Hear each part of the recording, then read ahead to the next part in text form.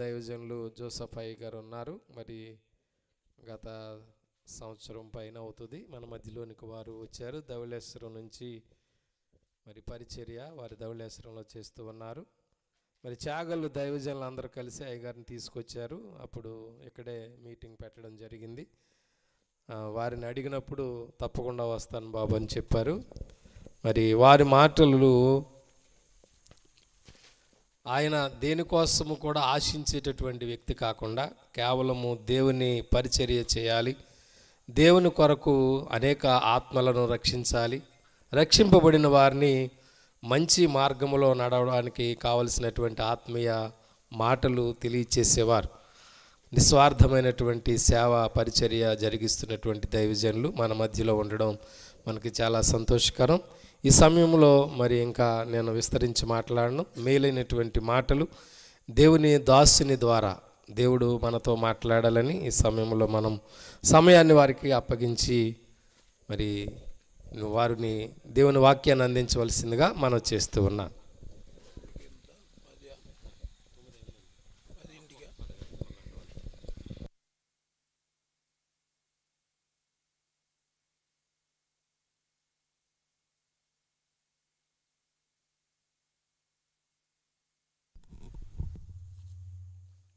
Hallelujah, hallelujah, praise the lord. Base తగ్గించిన హల్లెలూయా, హల్లెలూయా, హల్లెలూయా. ఈ సమయాన్ని ఇచ్చిన యేసయ్యకి ఒకసారి చప్పట్లు కొట్టండి.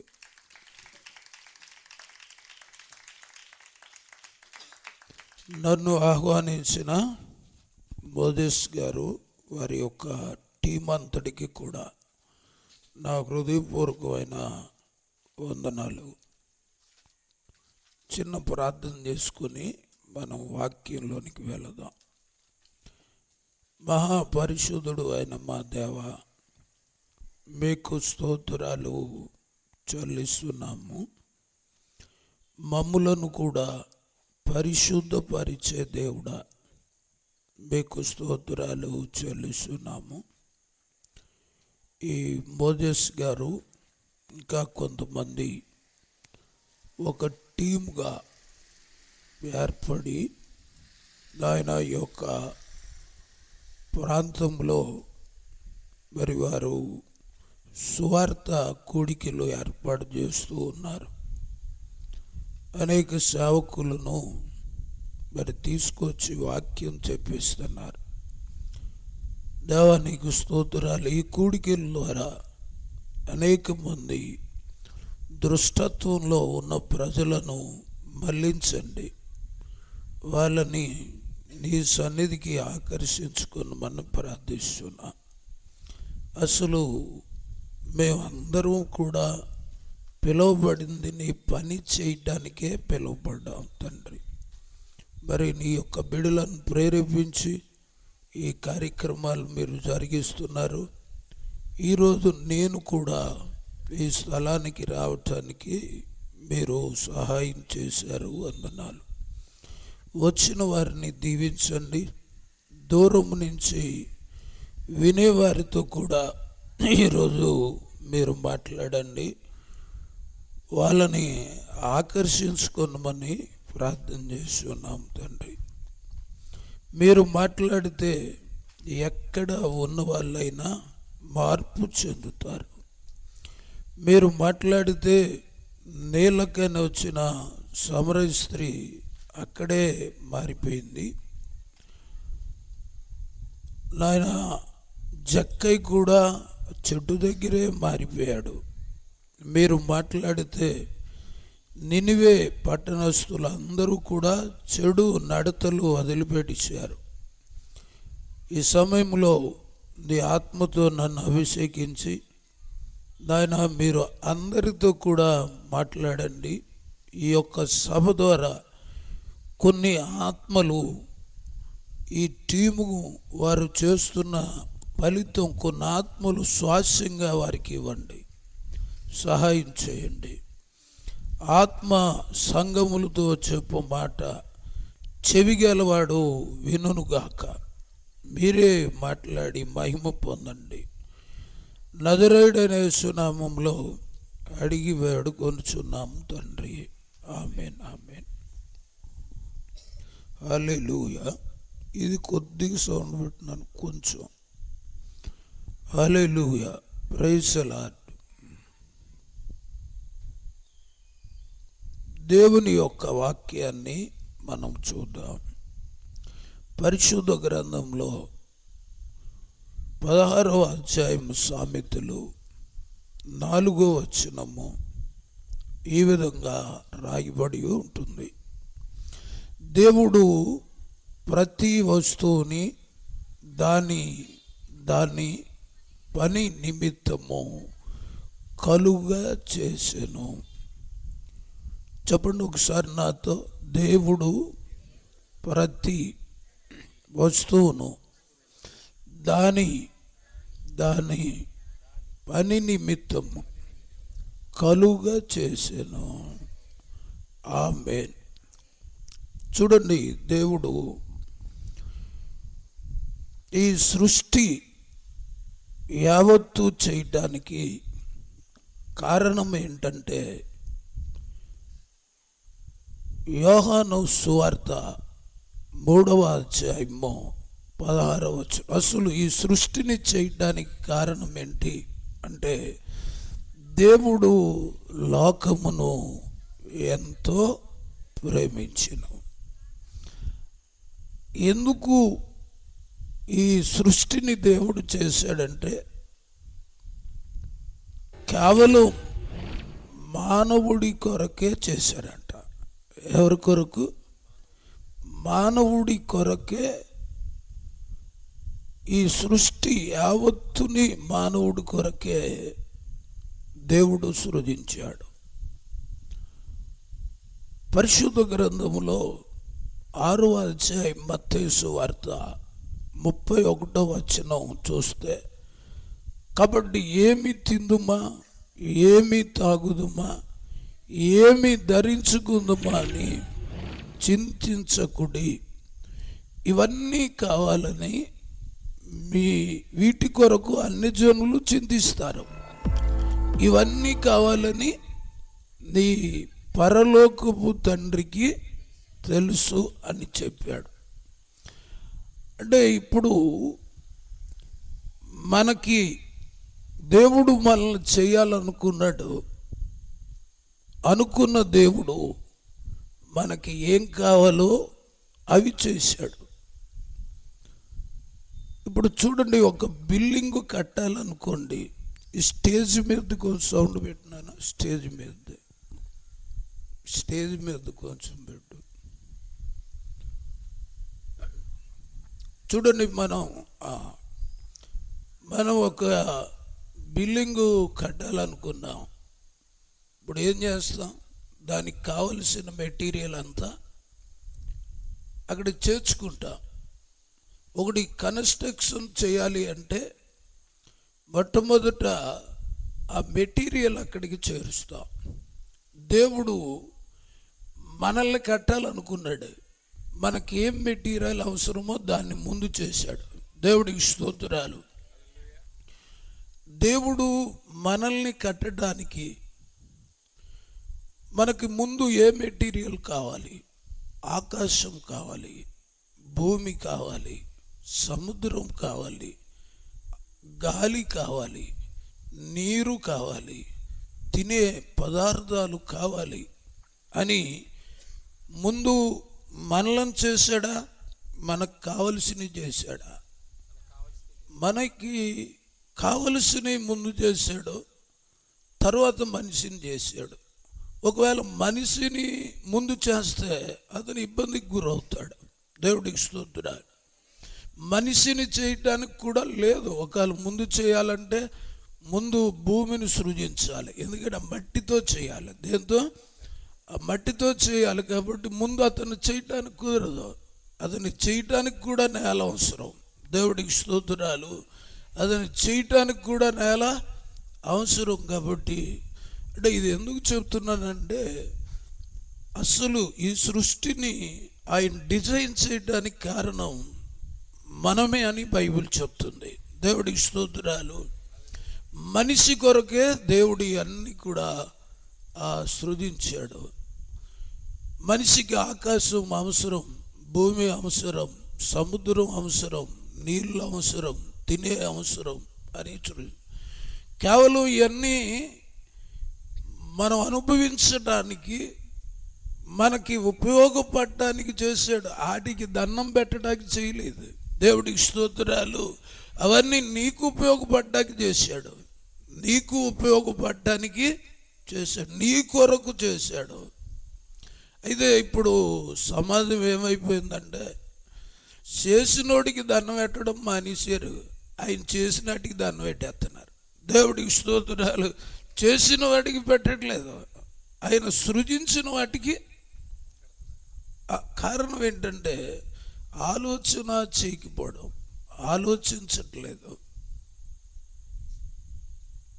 కాబట్టి ఈ మీటింగ్స్ ఈ టీముని ఎందుకు ప్రేరేపిస్తున్నాడు అంటే, ఇలాంటి జ్ఞానం కొంతమందికి నేర్పితే వాళ్ళు బయటికి పోయి వస్తారు.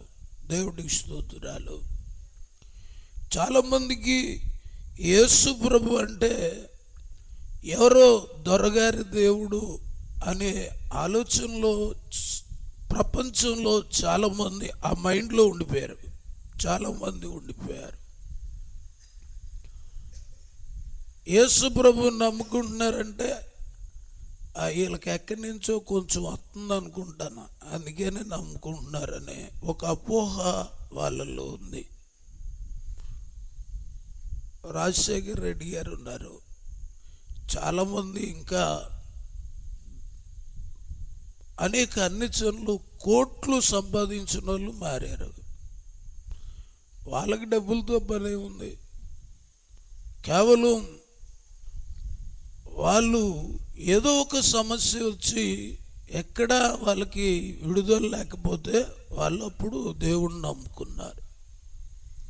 నేనున్నాను అన్యుణ్ణి. ఒకప్పుడు నేను నెంబర్ 2 వుడ్ బిజినెస్ చేసేవాడిని. నన్ను పట్టుకుంటాకి 27 సంవత్సరాల కిందట ఫారెస్ట్ డిపార్ట్మెంట్ వాళ్ళు జీపులు వేసుకొని కాసేవారు. కొన్నిసార్లు దొరికి ఫైన్ కట్టేవాడిని, కొన్నిసార్లు దొరక్కన్నా వెళ్ళిపోయేవాడిని. నన్ను ఎవరు డబ్బులు పెట్టి యేసుప్రభుని నమ్ముకోమనలేదు. నా బాధలు, నేను చాలా ఇబ్బందులు పడిపోయాను, చనిపోయే పరిస్థితికి వెళ్ళాను. మా ఇంట్లో వాళ్ళు అందరూ కూడా అన్య ఆరాధన చేస్తారు, అది పూర్వం నుంచి వచ్చింది. నేను కూడా అందులో ఉన్నాను. మా సిస్టర్సే మా మదర్ పతి చెప్తారు, అంటే వాళ్ళ మీద కొన్ని సోల్స్ వాలి చెప్తూ ఉంటాయి. అలాంటి కుటుంబంలో నేను జన్మించాను. అయితే నేను యేసు ప్రభువుని ఎందుకు తెలుసుకున్నానంటే, ఒక దురాత్మ నన్ను ఆవరించింది.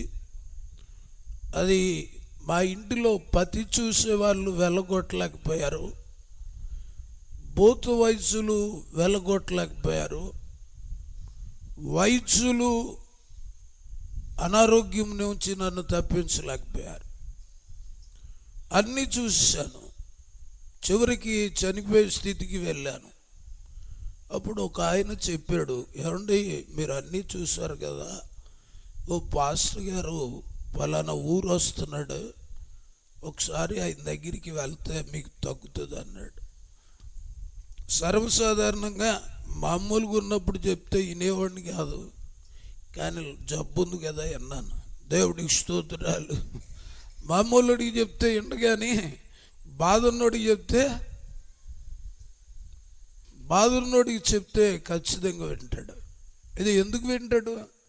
యేసు ప్రభువుని నమ్ముకోవాలని విండా, తన జబ్బు తగ్గాలని వింటాడు. దేవుడికి స్తోత్రాలు. తనకున్న బాధ ఎక్కడైతే ఉంది తొందరగా విడుదల అయిపోవాలని ఖచ్చితంగా వింటాడు.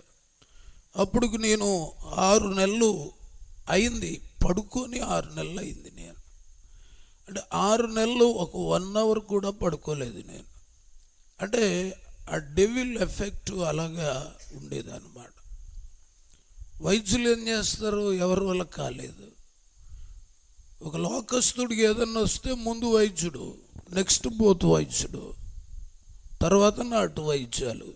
ఎన్ని రకాలు ఉన్నాయో అన్ని రకాలు చేయించారు. నాకు ఎక్కువైపోయింది కానీ తగ్గలేదు. అప్పుడు లాస్ట్లో చూడండి, బైబిల్లో ఒక స్త్రీ మనకు కనిపిస్తుంది.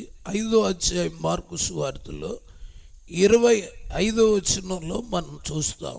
12 ఏళ్ల నుండి రక్తస్రావణం కలిగిన ఒక స్త్రీ ఉంది. ఆమె అనేక వైద్యులతో, ఎన్నో వైద్యులతో ఎంబడింది, తిప్పలు పడి కలిగినంతా కూడా వ్యయము చేసుకుంది. ఎన్ని సంవత్సరాలు? 12 సంవత్సరాల నుంచి ఆవిడికి ఎన్నున్నాయో అన్నీ అయిపోయినాయి. కొన్ని రోగాలు ఉంటాయి, అవి నాశనకరమైన తెగుళ్ళు, అంటే నాశనం అయిపోతారు. ఇంకా ఎన్నున్నా అమ్మేసుకోవాల్సిందే. మరి జబ్బు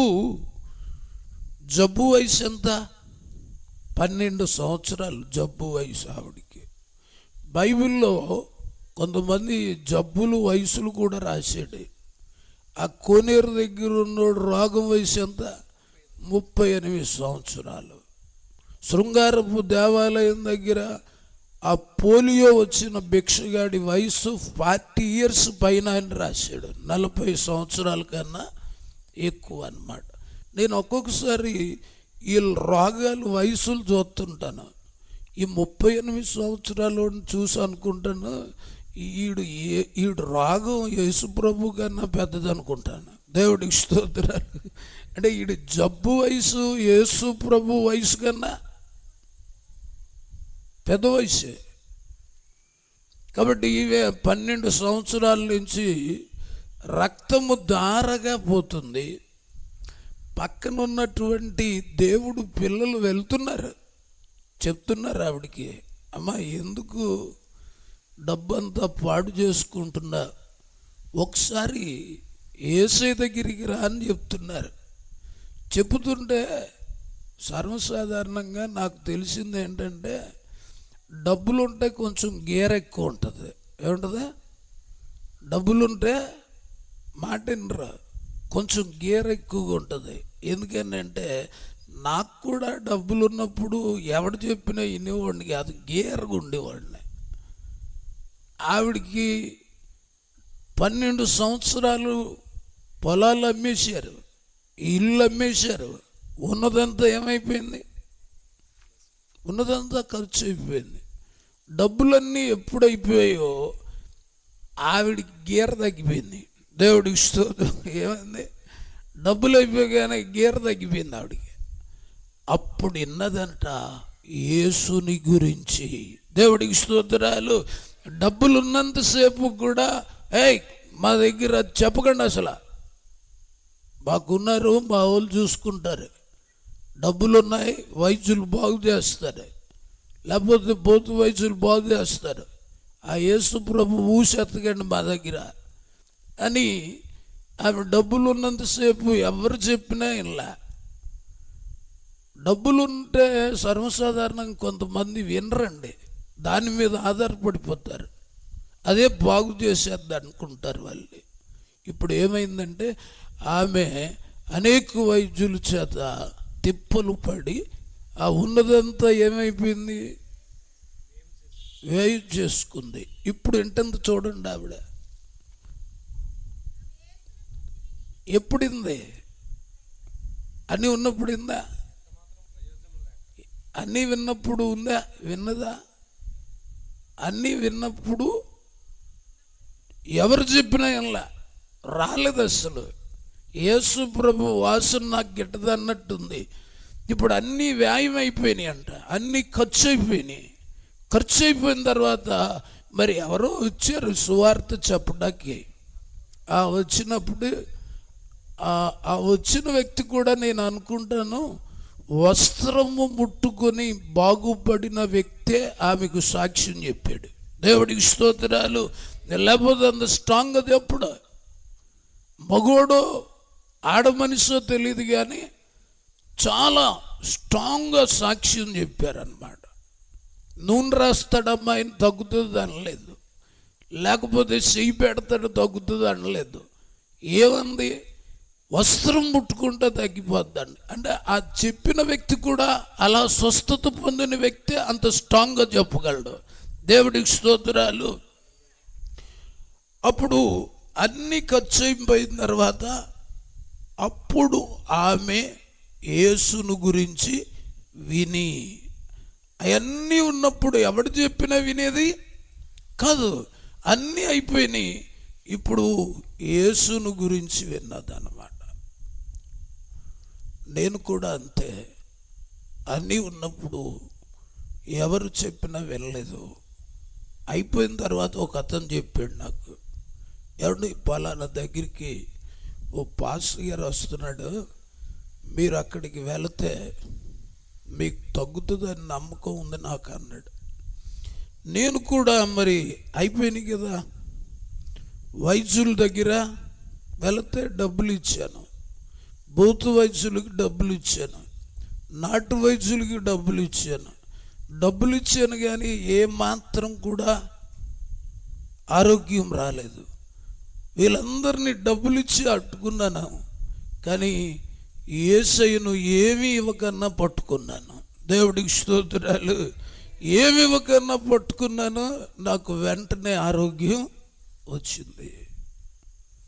డాక్టర్లకి డబ్బులు ఇవ్వాలి, భూత వైద్యులకి డబ్బులు ఇవ్వాలి, నాటు వైద్యులకి డబ్బులు ఇవ్వాలి. ఈ డబ్బులన్నీ ఖర్చు అయినాయి కానీ ఏం బాగుపడలేను నేను కూడా. చివరికి ఒక వ్యక్తి చెప్పినప్పుడు నేను ప్రభు దగ్గరికి వెళ్ళాను, సేవకుడు దగ్గరికి వెళ్ళాను. వైద్యుల్ని పట్టుకొని ఎన్ని డబ్బులు ఇచ్చినా తగ్గని నా జబ్బు, నాటు వైద్యులకి డబ్బులు ఇచ్చాను తగ్గని నా జబ్బు, భూత వైద్యులకి డబ్బులు ఇచ్చాను తగ్గని నా జబ్బు. డబ్బులు ఇవ్వకుండా యేసయ్యను పట్టుకున్నాను, తగ్గిపోయింది నాకు. దేవుడికి స్తోత్రాలు. డబ్బులు ఇవ్వకన్నా పట్టుకున్నాను, అక్కడ వెంటనే నాకు విడుదల అయిపోయింది. అక్కడే స్పాట్లో నాకు తెలిసిపోయింది. ఎందుకంటే రక్తస్రావణ వ్యాధి కలిగిన స్త్రీ యేసును ముట్టుకున్నప్పుడు రెండు జరిగినాయి.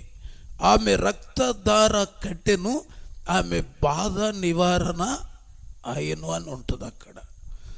రక్తధార కట్టెను, ఆమె బాధ నివారణ అయిపోయింది. అంటే ఆమెకి తెలిసిపోయింది.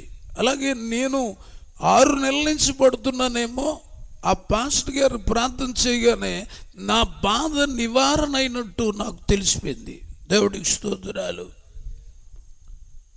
నేను ఏం చేశానంటే ఆ పాస్టర్ గారి దగ్గరికి వెళ్ళేటప్పుడు నా ఒంటి మీద వేలాది రూపాయలు కాస్ట్లీ తావీదులు ఉన్నాయి. అవన్నీ ఏం చేశానంటే మూటగట్టి ఇంటికాడ పెట్టాను. వచ్చా కట్టుకుందాంలే అని. ఇప్పుడు చాలామంది క్రైస్తవులు కూడా కొంతమంది అంటుంటారు, ఇదే చూసుకోవాలి, అదే చూసుకోవాలి అన్నట్టు ఉన్నారు. ఇప్పుడు రెండు వైపులా అడుగులు వేస్తున్న క్రైస్తవే అని మనం చూస్తూ ఉన్నాం. కొంతమంది అన్నీ చేస్తుంటారు. దేవుడి దగ్గరికి వచ్చినా కూడా బైబిల్లో కూడా ఇశ్రాయేలీయులు దైవభక్తి గలవారే అంటాడు. కానీ మళ్ళీ వాళ్ళ ఆచారాలన్నీ యథావిధిగా చేస్తూ ఉండేవాళ్ళు. అందుకే వాళ్ళకి చాలా ఇబ్బందులు వస్తూ ఉండేవి. నేను ఈ తావీదులు ఇంటికాడ పెట్టి వెళ్ళాను, మళ్ళీ వచ్చా కట్టుకుందాం అనుకున్నాను. అక్కడికి వెళ్ళిన తర్వాత ఆయన ప్రార్థన చేశాక వైద్యుల్ని పట్టుకున్న తగ్గని బాధ, నాటు వైద్యుల్ని పట్టుకున్న తగ్గని బాధ, భూత వైద్యుల్ని పట్టుకున్న తగ్గని బాధ, డబ్బులు లేకుండా యేసయ్యను పట్టుకున్నా తగ్గిపోయింది. దేవుడికి స్తోత్రాలు. డబ్బులు లేకుండా తగ్గించే దేవుడు యేసయ్య. ఎందుకంటే ఆయన సర్వ శరీరాత్మలకు తండ్రి అయిన దేవుడు. నాన్న దగ్గరికి వస్తే తప్పకుండా బాగు చేస్తాడు ఆయన. నాకు వెంటనే రిలీఫ్ అయిపోయినట్టు తెలిసిపోయింది. నేను చాలా ఆనందంగా ఉన్నాను. 6 నెలలు పడిన బాధ విడుదలైంది. నేను రిటర్న్ వచ్చేస్తున్నాను. వస్తున్నప్పుడు పాస్టర్ గారు నన్ను పిలిచాడు. ఒకసారి వెళ్ళరా అన్నాడు. వెనక్కి వెళ్ళాను. ఆయన ఏమన్నాడు తెలుసా? నువ్వు ఇంటికి ఆడ ఒక మూట ఇటు వచ్చా, తావీదుల మూట, అది నాకు కనబడుతుంది అన్నాడు. అప్పుడు ఇతనికి ఎలా తెలిసిపోయింది? ఒక 4 కిలోమీటర్ల దూరం ఉంటుంది. నేను మూట పెట్టింది ఇతనికి ఎలా తెలిసింది అని అప్పుడు నాకు మరింత యేసు ప్రభు మీద నమ్మకం కలిగింది. నేను ఇంటికి వచ్చాను. ఇంటికి వచ్చి ఏం చేశానంటే మొత్తం ఫోటోలన్నీ తీసాను. నేను తీసేసి ఏం చేశానంటే యేసు ప్రభు ఫోటోలు పెట్టుకున్నాను మా ఇంట్లో. చూసిన వాళ్ళు అందరూ అనుకున్నారు ఈయన చాలా మారిపోయాడు దేవుళ్ళలోకి అని అందరూ అనుకున్నారు. ఏం చూసి అంటే ఫోటోలు చూసి అనుకుంటున్నారు, కానీ లోపల ఎలాగుందో వాళ్ళకి తెలియదు కదా. దేవుడికి స్తోత్రాలు. ఈరోజు చాలామంది పై అడవుడు చూసి మారిపోయారు అనుకుంటారు, కానీ నా ఫోటోలు మారినాయి కానీ నా మనస్సు మారలేదు. దేవుడికి స్తోత్రాలు. ఈరోజు చాలా ఇళ్ళల్లో ఫోటోలు మారుతున్నాయి కానీ హృదయాలు మారట్లేదు. గుర్తుపెట్టుకోనండి, బైబిల్ మొత్తం నేను చదివితే నాకు అర్థమైంది ఏంటంటే మనిషి మారితే దేవుడు మనిషిలోకి వస్తానని ఎక్కడా రాయలేదు, మనస్సు మారితే వస్తానని రాశాడు. దేవుడికి స్తోత్రాలు. మనిషి మారితే నేను నీలోకి రాను. ఏం మారితే వస్తానా? మనస్సు మారాలి. మనస్సు మారాలి. మనిషి మారిన వాడి ద్వారా ప్రజలు మారరు, మనస్సు మారిన వాడి ద్వారా ప్రజలు మారుతారు. దేవుడికి స్తోత్రాలు. ఎందుకంటే మనస్సు మారితే మూర్ఖులకు తరము వారికి సపరేట్గా జీవిస్తాడు. మనస్సు మారితే మూర్ఖులైన సమాజానికి వేరుగా జీవిస్తాడు. ఈరోజు చాలామంది మనుషులు మారుతున్నారు కానీ మనస్సులు మారట్లేదు. మనసు మారకపోతే ఇంకా పాత బుద్ధే ఉంటుంది నీకు. నీకు పాత బుద్ధి ఉంటే నిన్ను చూసి ఎవడు మారుతాడే? నీ మనస్సు మారాలి. మారు మనస్సు కలిగి మనం ఉండాలని మీకు మనం చేస్తున్నా. నాకు తెలిసినంత వరకు ఒక వ్యక్తి పూర్తిగా మారిపోతే అదే సువార్త. దేవుడికి స్తోత్రాలు. నువ్వు ఒక పత్రిక, నువ్వేం చెప్పక్కర్లా, నువ్వు నడిచి వెళ్తుంటే ప్రజలు నేను చదువుకుంటారు అంతే. అరే ఒకప్పుడు ఎంత రౌడీలాగా ఉన్నాడు, ఒకప్పుడు ఎంత తాగాడు. మారిన నీ జీవితమే సువార్తను ప్రకటిస్తుంది. దేవుడికి స్తోత్రాలు. మార్చబడి ఉండాలి. మారిన వాళ్ళ ద్వారానే ప్రజలు మారుతారు. మారకపోతే నువ్వు ఎంత చెప్పినా మారురని నీకు మనవి చేస్తున్నా. ఇశ్రాయేలీలు 6,03,550 మంది 20 years దాటిన వాళ్ళు. సంఖ్యాకాండము 2వ అధ్యాయము 33వ వచనంలో ఆ సంఖ్య రాయబడి ఉంటుంది. వీరిలో లెక్కించబడిన వారు 20 years దాటిన వాళ్ళు 19, 18, 16 కాదు, 20 సంవత్సరాలు దాటిన వారి లెక్క ఎంతంటే 6,03,550 మంది. వాళ్ళు 50 మంది అంటే బహుశా ఈ చాగళ్ళు సరిపోదేమో, వాళ్ళందరికీ వస్తాయి. 6,03,550 మంది చాలా పెద్ద సంఘం. కానీ అందులో మనస్సు మారిన వాళ్ళు 2 ఉన్నారంట. దేవుడికి స్తోత్రాలు. సంఘము చాలా పెద్దది, మనస్సు మారిన వాళ్ళు ఎంతమంది ఉన్నారు? 2 ఉన్నారు. కాలేబు, యెహోషువ ఉన్నారు. దేవుడికి కావలసింది సంఘాలు జనసంఖ్య కాదు, మార్పు చెందిన వారి సంఖ్య కావాలి. ఆయనకి మార్పు చెందిన వాళ్ళ సంఖ్య కావాలి. ఈరోజు చాలామంది ఈ జనం అక్కడ భలే జనం ఉంటున్నారు, ఇక్కడ బాగా జనం ఉంటున్నారు. జనాలు చూసి వెళ్ళడం కాదు, మనస్సు మారాలి. దేవుడికి స్తోత్రాలు. 6,03,550 మంది ఇశ్రాయేలీలలో 2 మనస్సు మాత్రమే మార్పు చెందింది. వాళ్ళ కొరకే ఎప్పుడూ ప్రభువు చెప్పేవాడు. కాలేబు, యెహోషువ తప్ప ఆ వాగ్దాన దేశంలో ఈ జనరేషన్లో ఎవడు కూడా అక్కడికి వీళ్ళకు పుట్టిన పిల్లలు వెళ్తారు యెహోషువ నాయకత్వంలో, కానీ ఈ మోసే నాయకత్వంలో ఉన్నాడు ఎవడు కూడా అక్కడికి వెళ్ళడు. చివరికి మోసే అహరోన్లు కూడా వెళ్ళరనిసిడు. దేవుడికి స్తోత్రాలు. ఎవరు వెళ్ళారు? ఆ జనరేషన్ వీళ్ళిద్దరు వెళ్ళారు. అంటే వీళ్ళందరూ కూడా ఏంటంటే మనుషులు మారారు, కానీ ఏం మారలేదంట? ఏం మారలేదు? మనస్సు మారలేదు. ఈరోజు నిజంగా గుడికి వెళ్ళే వాళ్ళ మనసులన్నీ మారిపోతే జనాలు ఎప్పుడూ మారిపోదురు. దేవుడికి స్తోత్రాలు. ఆ మనస్సులు మారకే సమాజంలో ఉన్నవారు గుడికి వచ్చే వాళ్ళని చూస్తున్నారు. గుర్తుపెట్టుకోనండి, లోకస్తులు మొట్టమొదట యేసు ప్రభుని చూడరు. ఎవరిని చూస్తారంటే సంఘాన్ని చూస్తారు. దేవుడికి స్తోత్రాలు. ప్రజలు యేసును చూడరు, ముందు ఎవరిని చూస్తారు? సంఘాన్ని చూస్తారు. సంఘాన్ని ముందు సమరయ గ్రామస్తులు యేసు ప్రభువుని చూసారా? సమరయ స్త్రీని చూసారా? ఎవరిని చూశారు? ఎవరిని చూసారమ్మా? చెప్పట్లేదు. బైబిల్ చదువుతున్నారా? రోజు 4వ అధ్యాయంలో 34వ వచనము, ఇంకా కిందకి కొంచెం వస్తే 37ది,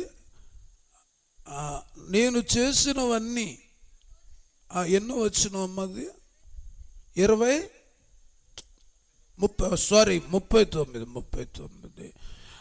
ఈమె వచ్చి ఏం చేస్తుందంటే వాళ్ళ ఊరిలో చెప్తుంది, నేను చేసినవన్నీ. ఈరోజు కొన్ని సంఘాల్లో వాళ్ళు చేసినవి అన్నీ చెప్తే పాస్టర్ గారి మీద తెరబడిపోతున్నారు, లేదంటే ఆ సంఘం వదిలేస్తున్నారు. చూసారు? ఈమెతో అన్నాడు, ఈ నీళ్ళు నీకు ఒక్కదానికే కాదు, నీ భర్తను కూడా తీసుకురా అన్నాడు. ఆవిడ అంది, నాకు బెనిఫిట్ లేదండి. అంటే ఎందుకు లేదండి? ఆవిడకి సొంత బెనిఫిట్ లేడు, కానీ ఎవరితో ఉంటుందో ఆవిడ తెలీదు. దేవుడికి స్తోత్రాలు. సొంత బెనిఫిట్ లేదు, కానీ ఎవరితో ఉంటుందో ఆవిడికి తెలీదు. అంటే ఆమె పాపము చేసి కూడా నిజాయితీగా ఒప్పుకుంటుంది ఆవిడ. అందుకనే యేసయ్య అన్నాడు, నువ్వు ఖచ్చితంగా చెప్పావు అన్నాడు. ఎందుకంటే ఇప్పుడున్నాడు కూడా మీ బెనిఫిట్ కాదు అన్నాడు. ఇప్పుడు కూడా ఎవరినో పెట్టుకున్నా నీకు పెళ్లి బెనిఫిట్ కాదు అతను. కాబట్టి నువ్వు పాపం చేస్తే చేసావు, కానీ ఖచ్చితంగా ఒప్పుకున్నాను. దేవుడికి కొంతమంది ఒప్పుకోరు. ఆవిడ కొంచెం మంచిదే. యేసు ప్రభువుని ఏముంది, మేము సమరయులం, యూదుడు అయిన నువ్వు మాతో సాంగత్యం చేయొద్దు అంది. అంటే కొంతమంది వాళ్ళు పాడైపోయినా పక్కోళ్ళు పాడైపోవడానికి ఇష్టపడరు వాళ్ళు.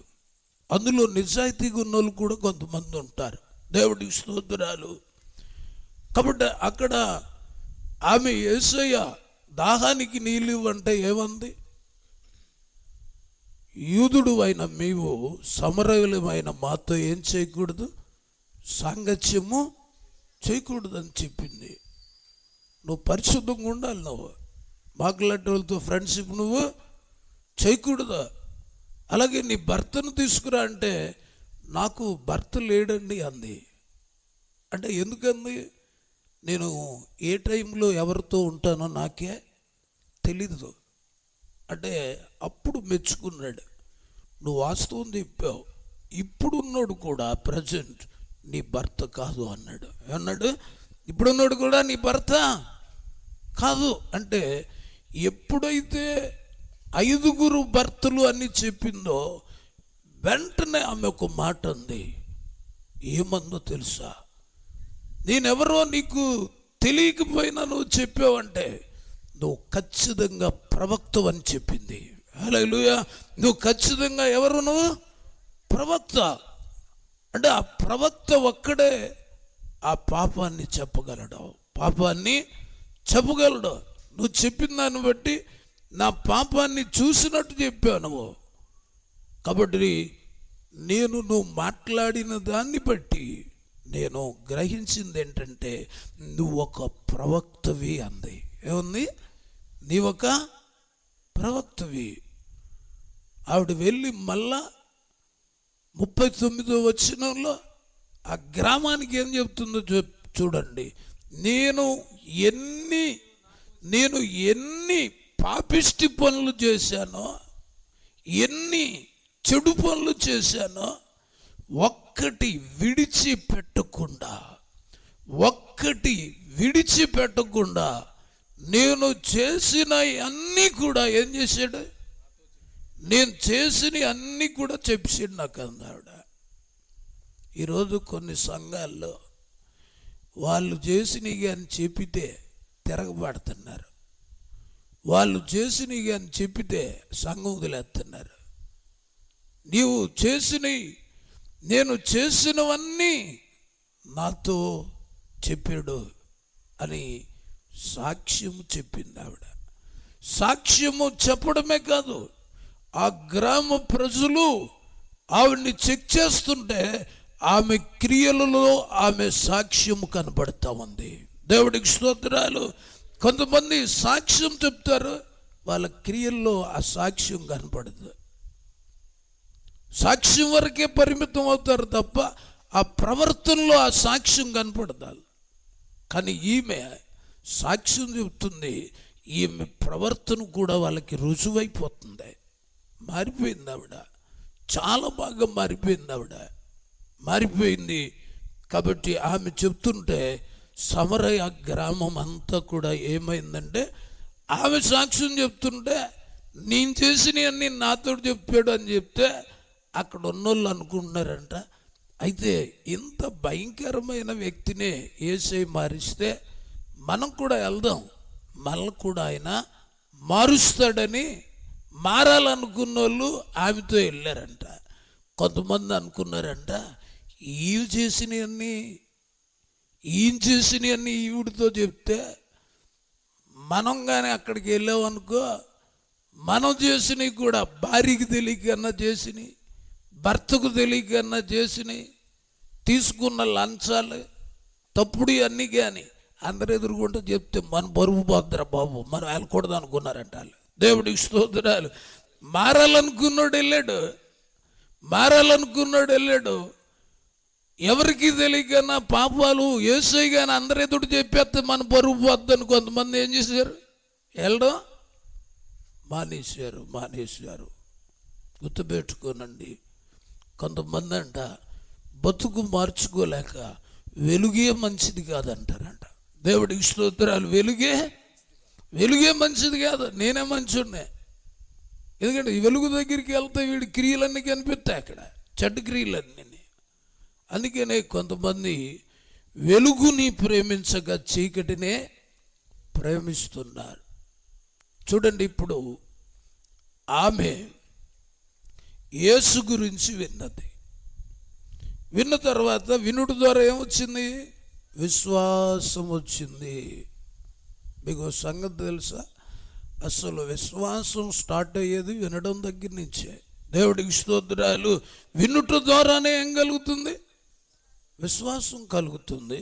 విశ్వాసము కలగకుండా వ్యాధి పోదు, విశ్వాసము కలగకుండా దెయ్యం పోదు, విశ్వాసం కలగకుండా దరిద్రం పోదు.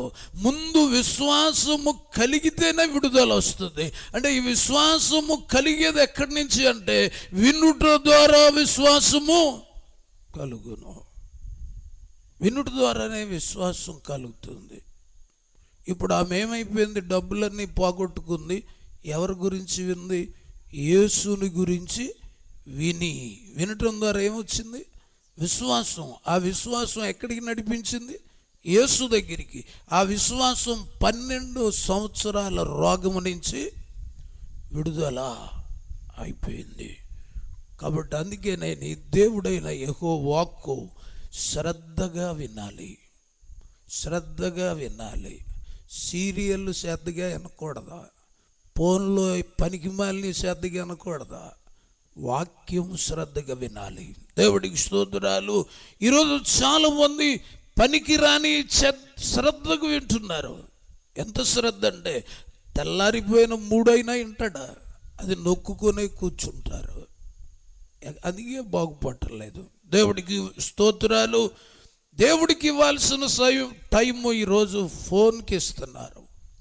దేవుడికి ఇవ్వాల్సిన టైం ఇంట్లో 70mm టీవీలు పెట్టేస్తున్నారు కొంతమంది. ఇన్నాళ్ళు సినిమాల్లో 1-2 సినిమాలకి వెళ్ళేవారు, ఇప్పుడు థియేటరే ఇంట్లోకి వస్తుంది, కంటిన్యూ అయిపోతుంది. నేను ఒక్కొక్కసారి అనుకుంటాను, రాకడ వచ్చినప్పుడు కానీ వీళ్ళకి నచ్చిన సినిమా వస్తే ఎవడెళ్ళడేమో అనుకుంటాను నేను. ఎందుకంటే అక్కడే కూర్చుంటారు. ఇంకా ఏ పాకిస్తాన్ ఇండియా క్రికెట్ వచ్చిందంటే ఆ ప్రభు వచ్చినా కూడా వెళ్ళరాలి ఇంకా. కాబట్టి కొన్ని వ్యసనాలు కట్ చేసుకోవాలి. దేవుడికి స్తోత్రాలు. కొన్ని వ్యసనాల్లో ఉంటే ఆ రాకడ సమయంలో మనం అక్కడే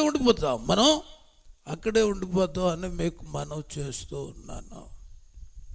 ఒకప్పుడు మీరు కూర్చున్న వారిలో దినానికి 4-5 గంటలు ప్రార్థన చేసే తల్లులు ఉన్నారు, 4-5 గంటలు ప్రార్థించే వాళ్ళు ఉన్నారు. ఈరోజు ఎందుకు ప్రార్థన లేదంటే మీ ప్రార్థన ఆపడానికే టీవీలు ప్రవేశపెట్టాడు వాడు. మీ ప్రార్థన ఆపడానికే ఈ యూట్యూబ్ చాలా కార్యక్రమాలు పెట్టాడు. ఎందుకంటే ఈరోజు వచ్చిన తర్వాత ఏం చేస్తున్నారంటే వాళ్ళ ప్రార్థనకి ఇచ్చే టైం వీటికి ఇస్తున్నారు. అంటే ఆడు దొంగిలిస్తున్నాడు, ఆడు ఈ విధంగా దొంగిలిస్తున్నాడు. తెలివైనోడు తప్పించుకుంటున్నాడు, తెలివిలోన్నాడు అందులో పడిపోతుండడం మనం చూస్తున్నాం.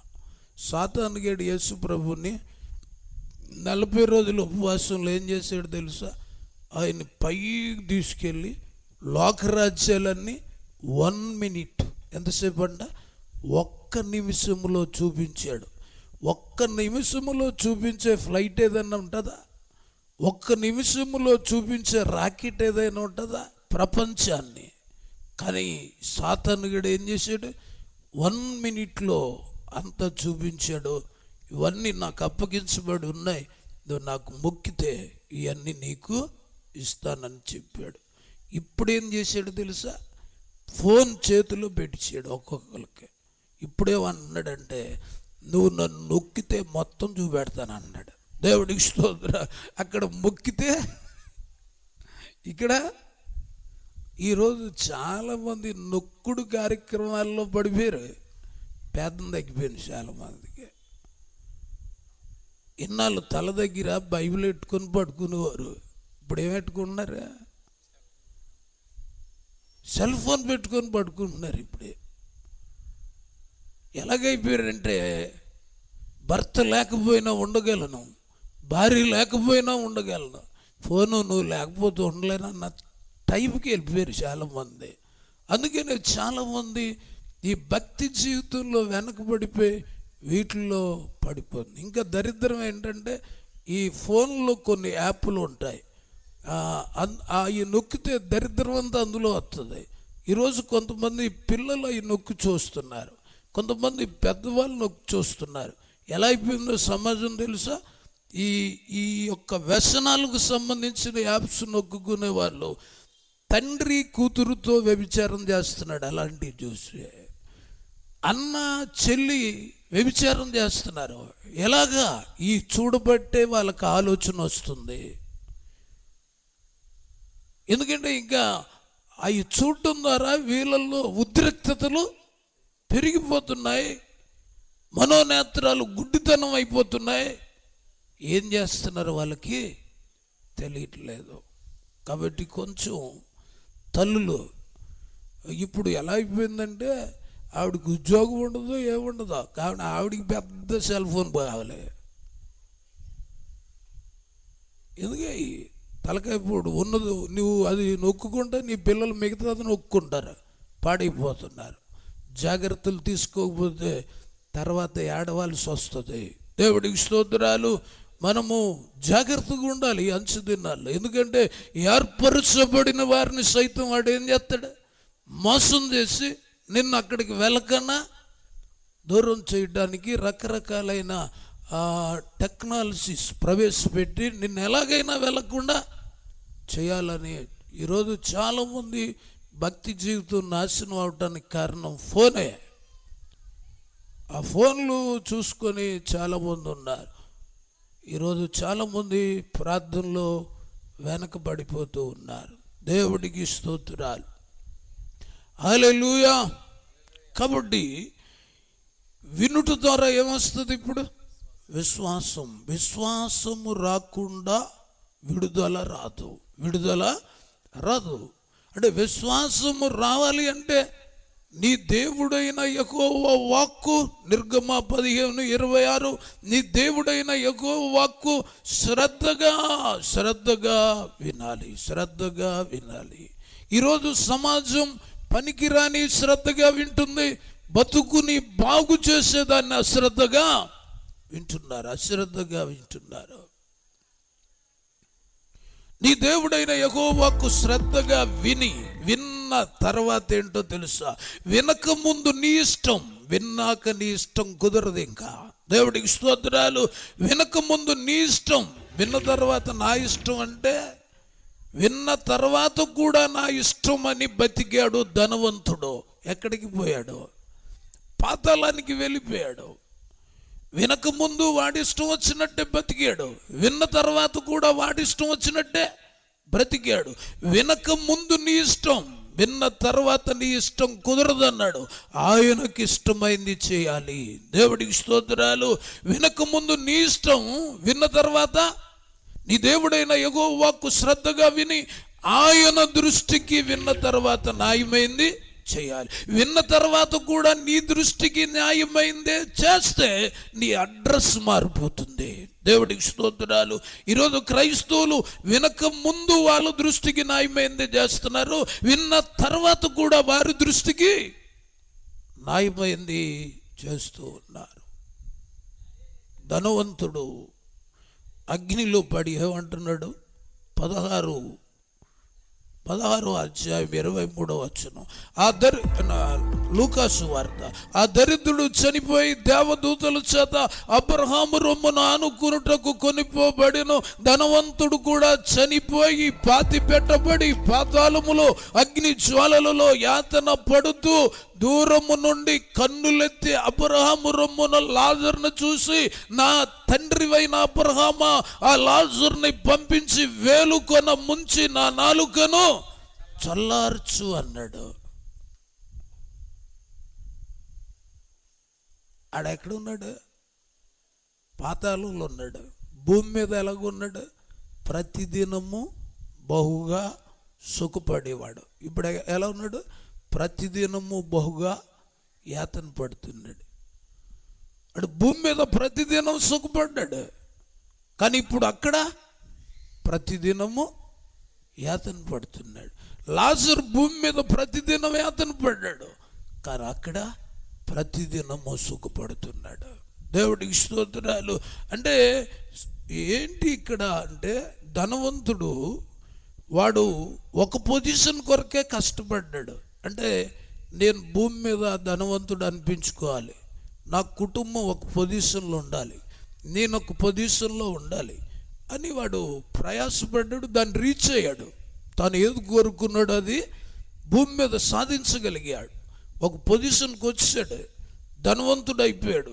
అయితే ఇక్కడ వాడు చేసిన తప్పు ఏంటంటే, వాడు భూమి మీద పొజిషన్ కొరకే పాకులాడాడు తప్ప దేహం విడిచిపెట్టాక దేవుడి దగ్గర నా పొజిషన్ ఏంటనేది వాడు ఆలోచించలే. వాడు ఒక పొజిషన్ కొరకే చూసుకున్నాడు. భూమి మీద నేను ఒక ధనవంతుడు ఉండాలి, నా కుటుంబం ఒక పొజిషన్లో ఉండాలి, నా పిల్లలు ఒక పొజిషన్లో ఉండాలి. అది తప్పని అనను, అది ఖచ్చితంగా ఉండాలి. భూమి మీద నీ కుటుంబం ఒక పొజిషన్లో ఉండాలి. అదే టైంలో దేహాన్ని విడిచిపెట్టాక నీ పొజిషన్ ఏంటి దేవుడి దగ్గర? ఇక్కడ పొజిషన్లో చూసుకుంటూ అక్కడ పొజిషన్ చూసుకోకపోతే ఇంత బతికి ఇంటి వెనకాల చచ్చినట్టు అయిపోతుంది. దేవుడికి స్తోత్రాలు. కేవలం ఒక పొజిషన్ కొరకే నువ్వు బ్రతికితే, నేనేమంటానంటే 2 పొజిషన్లు చూసుకోవాలి. భూమి మీద నీ పొజిషన్ మంచిగా ఉండాలి, దేహాన్ని విడిచాక అక్కడ కూడా నీ పొజిషను మంచిగా ఉండాలి. ఈడు ఒక పొజిషన్ కొరకే పాకులాడాడు. దేహాన్ని విడిచాక నా పొజిషన్ ఏంటి అక్కడ అనేది వాడికి ఆలోచన లేదు. ఈరోజు చాలామంది ఇక్కడ పొజిషన్ల కొరకు చూసుకుంటున్నారు, ఆ పొజిషన్ పట్టించుకోవట్లా. ఆడ అసలు పట్టించుకోవాలా, ఆడ అగ్నిలో పడిపోయాడు. ఆడు అబ్రహాం కొడుకే. ఎవరు కొడుకు అతను? ధనవంతుడు కూడా అబ్రహాం కొడుకే, లాజరు కూడా అబ్రహాం కొడుకే. ఒక కొడుకు పైన ఉన్నాడు, ఒక కొడుకు కింద ఉన్నాడు. నీవెక్కడ ఉండాలనుకుంటున్నావు? నువ్వు ఒక పొజిషన్ కొరకే నువ్వు భూమి మీద బతికితే అక్కడ పొజిషన్ ఉండదు నీకు.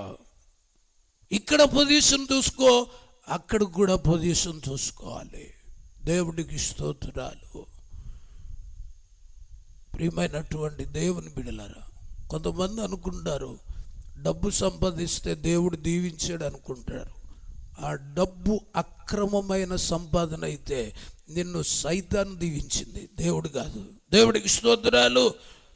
వాడికి మొక్కితే ఆడు దీవిస్తాడు. క్రమమైన సంపద అది పరలోకానికి తీసుకెళ్తుంది, అక్రమమైన సంపద పరలోకానికి తీసుకెళ్ళదు అనేది గుర్తుపెట్టుకోండి. కొంతమంది అనుకుంటారు బాగా డబ్బు ఉంటే ఈయన భలే దీవించాడు దేవుడు, ఆ ధనవంతుని అలాగే అనుకున్నారంట. దేవుడు దీవించినోడు ఈడే అని. లాజర్ని అనుకున్నారంట, దేవుడు శపించినోడు వీడే అనుకున్నారు. ఎందుకంటే మనుషులు ఈ పై వాటిని చూసి అనుకుంటూ ఉంటారు. నువ్వు భూమి మీద ఎంత డబ్బు సంపాదించినా అది క్రమమైంది కాకపోతే నిత్యత్వానికి వెళ్ళలేవు. దేవుడికి స్తోత్రాలు. క్రమమైన సంపాదన కావాలి, క్రమమైన సంపాదన ఉండాలని నీకు మనవి చేస్తాడు. వాడు ఎక్కడ పడిపోయాడు? అగ్నిలో పడిపోయి అగ్ని జ్వాలలలో యాతన పడుతూ వాడు ఒక్కసారి ఎందుకో పైకి బుర్రెత్తిడ్రికి తన ఇంటి ముందు రొట్టె ముక్కలు ఏరుకున్న లాజరు కనబడ్డాడు, అబ్రహాము కనబడ్డాడు. వాడు పాతాళముని చరిస్తే పరదేశికి వినపడింది. దేవుడికి స్తోత్రాలు. అంటే అక్కడ ఎంతెంత అరుపులు ఉన్నాయి చూడండి, ఎంతెంత అరుపులు ఉన్నాయి చూడండి. ఒక్కోసారి ఇక్కడ కూర్చున్నారు మీరు, నేను ఏదన్నా అడిగితే స్లోగా చెప్తున్నారు, నాకు వినబట్ల.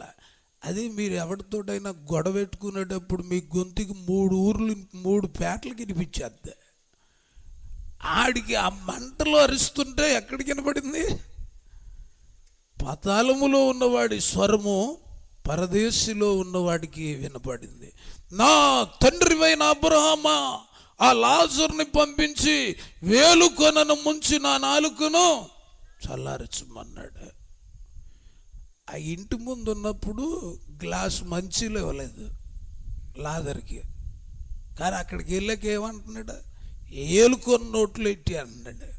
ఎందుకు ఇవ్వలేదు తెలుసా? లాజర్కి నీళ్లు కూడా ఎందుకు ఇవ్వలేదు తెలుసా? లాజర్ జబ్బు ఎలాంటిదంటే ఒక వైరస్ లాంటిది. అంటే అతను ఏది ముట్టుకున్నా దాంతో ఆ ముట్టుకున్న వ్యక్తికి జబ్బు వస్తుంది. వైరస్ లాంటి జబ్బు అతనిది. అందుకనే ధనవంతుడు నీళ్ళు కూడా ఇచ్చేవాడు కాదు. కారణం ఏంటంటే ఆ గ్లాస్తో జబ్బు వచ్చి నాకు అంటుకుంటుందేమో. నాకు అసలు ఏమీ ఇవ్వలేదు లాజర్కి. చూడండి, ఒకసారి అంటే ఉపమానంగా చెప్తున్నాను, కొంతమంది దేవుడిని నమ్ముకున్న ఈ కమ్యూనిటీ ఫీలింగ్స్ పోవాలకి, క్యాస్ట్ ఫీలింగ్స్ పోవు. మరలా మీకు చెప్తున్నాను, ప్రభువుని నమ్ముకున్న తర్వాత మనందరం రకరకాల క్యాస్టుల నుంచి వస్తాం. మనం ఎప్పుడైతే యేసయ్యను చేరామో మనందరి గోత్రం ఒకటే, యూదా గోత్రం. దేవుడికి స్తోత్రాలు. యూదా గోత్రం అంటే ఎందుకు గోత్రం వచ్చింది? భార్య, ఒక అమ్మాయి పుట్టింటి దగ్గర ఉన్నప్పుడు ఎవరి పేరు ఉంటుంది? పుట్టింటి పేరు ఉంటుంది. పెళ్ళి అయ్యాక ఎవరింటి పేరు వస్తుంది? అత్తింటి పేరు వస్తుంది. మనం అందరం ఎప్పుడు బాప్తిసం తీసుకున్నామో సంఘంగా మారాం. సంఘానికి ఎవరు భర్త? క్రీస్తు భర్త. ఆయన గోత్రం ఏంటి? యూదా. ఆ గోత్రం మనకు వస్తుంది. ఇప్పుడు దేవుడికి స్తోత్రాలు. ఈ గోత్రంలోకి వెళ్ళాక నేను మళ్ళీ ఆ క్యాస్ట్ ఈ క్యాస్ట్ అంటే అక్కడ అంటాడు, మీ క్యాస్ట్ వాళ్ళు ఇక్కడ లేరు బాబు, ఎక్కడైనా ఉన్నారేమో ఎత్తుకో అంటాడు. దేవుడికి స్తోత్రాలు. ఈరోజు సాతానుడు ఏమి పెడితే విడిపోతారో అన్ని రకాలు ప్రవేశపెట్టేస్తా ఉన్నాడు. ఏం పెడితే ఏక మనస్సు నాశనం అయిపోద్దో అన్నీ కూడా వాడు ప్రయోగిస్తుంటే తెలిసిన వాడు తప్పించుకుంటున్నాడు, తెలియని వాడు ఏమైపోతున్నాడు? దాంట్లో పడి కొట్టుకుంటూ ఉన్నారు. మన సంఘానికి భర్త ఆయన.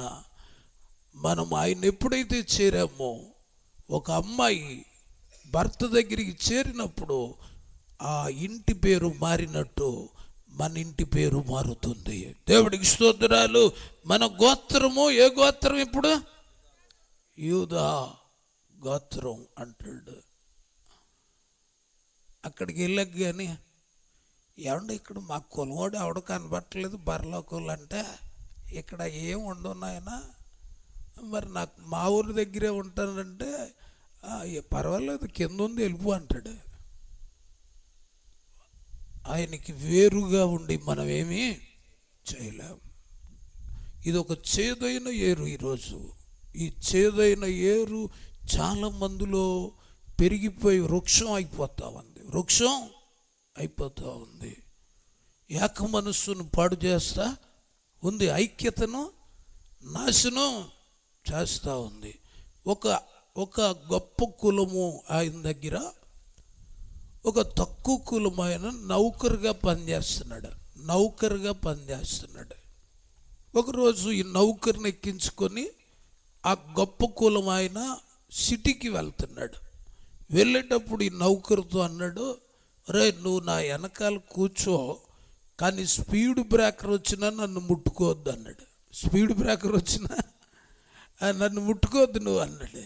ముట్టుకోవద్దు అంటే ఈడు పాపం నౌకరు ఏం చేశాడంటే ఆ స్టెపిన్ టైర్ అట్టుకొని వెనక్కి స్పీడ్ బ్రేకర్ వస్తే ఈయన మీద పడకన్నా అది అట్టుకొని గట్టిగా ఆలబడిపోతున్నాడు. ఈ వాండర్ గారు నడుపుతున్నాడు. నడిపి ఏం చేశాడంటే ఒక పెద్ద రాయి ఎక్కించేటరికి ఈ వాండర్ బుర్రకాయ వెళ్ళి ఆ రాయికి తగిలేసింది. బుర్ర పగిలింది, రక్తం వస్తుంది. వీడు గట్టి కట్టుకున్నాడు కదా, వీడికేం తగలలేదు. తగలకపోతే ఆయన రక్తం కారిపోతుంటే వీడు జాగ్రత్తగా నిలబడి ఆయన వంకేలా చూస్తుండా అతను అంటాడు, వాండరు ఎరా రక్తం కారుతుంది కదా, ఏదన్నా అడ్డు పెట్టచ్చు కదా అన్నాడు. నువ్వే కదా ముట్టుకోవద్దు అన్నాడు. అది బాగున్నప్పుడు రా, వెళ్ళేటప్పుడు ముట్టుకోవడాలో ఏముండవు అన్నాడు. దేవుడికి చూడండి, ఈరోజు కొంతమంది ఇలాంటి పరిస్థితులు సమాజంలో. నేను ఒక సంగతి చెప్తాను. నీకు బ్లడ్, ఒకవేళ నువ్వు ఏదో గొప్ప కులమే అయి ఉండొచ్చు, నీకు బ్లడ్ తక్కువ వచ్చింది రక్తం. డాక్టర్ గారు అన్నాడు అర్జెంటుగా రక్తం ఎక్కించండి అన్నాడు. అప్పుడు ఏమంటాను, మా కులవాడిదే ఎక్కించండి అంటావా? ఏది పడుతుంది ఎక్కించుకుంటావా? మనసులో కులం ఉంటుంది, బ్లడ్లో కులం ఉండదు, రక్తములో కులం ఉండదు. నువ్వు హాస్పిటల్లో కొనుక్కునే రక్తం నీ కులం ఉండదా? నీకెలా తెలుస్తుంది? అది ఆ పరిస్థితులు వచ్చేటప్పుడు మర్చిపోతారు. కాబట్టి ఈ ఫస్ట్ నుంచి ఒక చేదైన ఏర్లు పెరిగిపోతున్నాయి మనుషుల్లో. అవి వృక్షాలుగా మారిపోతున్నాయి. అవి తీసేయట్లేదు చాలామంది. దేవుడికి స్తోత్రాలు. కాబట్టి ప్రియమైనటువంటి దేవుని బిడ్డలారా, చూసారా, ఇప్పుడు యాక్సిడెంట్ అయ్యేటరికి ముట్టేసుకో, నన్ను గాయం దగ్గర చేయి పెట్టు అంటున్నాడు. అది లేనప్పుడు అస్సలు నన్ను ముట్టుకుంటానికే వీల్లేదు అన్నాడు. ఇక్కడ చూసారా, లాజరుకి మంచి లేవునోడు ఏమంటున్నాడు? ఆ మంటకు తట్టుకోలేక ఏలు పెట్టిమన్నాడు నోట్లో. ఏమంటున్నాడు? ఏలు కొన ముంచి 4 చల్లార్చు అని ధనవంతుడు అరుస్తున్నాడు. ధనవంతుడి గంట అగ్నిలో పడిపోయిన తర్వాత ఆడికి సండే స్కూల్ ప్రసంగం కూడా జ్ఞాపకం వచ్చిందంట. ఎక్కడికి వెళ్ళగా మంటెక్కిపోతున్నప్పుడు సండే స్కూల్ ప్రసంగం కూడా జ్ఞాపం వచ్చిందంట. అక్కడ జ్ఞాపం మొత్తం ఉపయోగపెట్టి పైకి రాడు కదా. దేవుడికి స్తోత్రాలు. ఇక్కడ జ్ఞాపకం రావాలి నీకు, ఇక్కడ జ్ఞాపకం రావాలి. ఒకవేళ రాకపోతే నీకు అన్నీ వస్తాయి, అక్కడికి కానీ లేవంటే జ్ఞాపం వస్తాయి, కానీ అవకాశం లేదు. నా తండ్రివైన అబ్రహామ, లాజరుని పంపించి వేలుకొన ముంచి నా నాలుకను చల్లార్చు అని అంటే అబ్రహాం అంటున్నాడు, నా కుమారుడా, అంటే నువ్వు కూడా నా కొడుకువే కాదంటలా. ఎందుకు ఈ గతి వచ్చింది నీకు? నీవు నీ జీవితకాలం అంతా నీకిష్టమైనట్టు బ్రతికావు. దేవుడికి స్తోత్రాలు.